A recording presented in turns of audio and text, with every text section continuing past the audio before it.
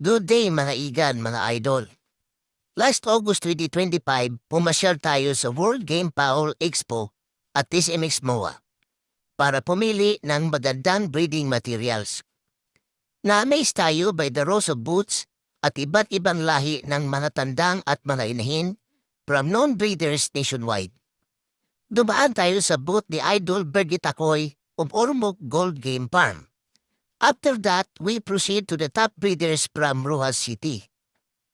Una siyempre sa booth ng gwapo at magaling ng father-in-son tandem of Sir Martin and Marco Escolin.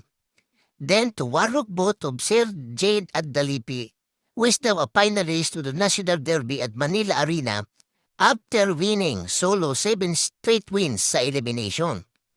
Then sa booth ng Green Rooster of Sir Ingel Ignacio, who invited us. Sabi niya, bisitahin niyo naman kami sa Rojas City.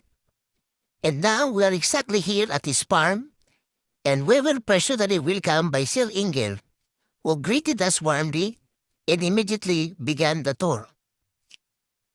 He walked us through rows of well-kept pens and explained the farm's philosophy.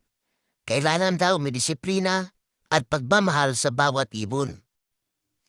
Sir Ingel showed us his breeding materials of the whites, sweeters, the roundhead, and his prize regular grays that earned him the back-to-back World Slasher Champion in 2018 and 2019.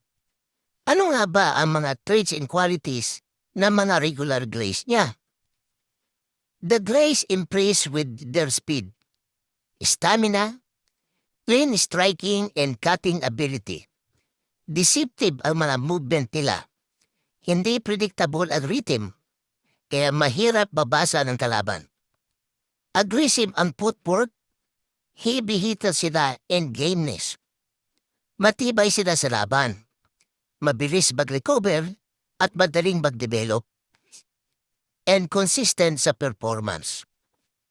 Sa uli, lalo namin kumuha ng mga grays the breeding materials, pero lahat ay sold out na. Patunay na expert na selection, kalidad at demand ng kanyang mga alaga. Talaga nakaka-proud ang legacy niya. Maraming salamat, Sir Ingel.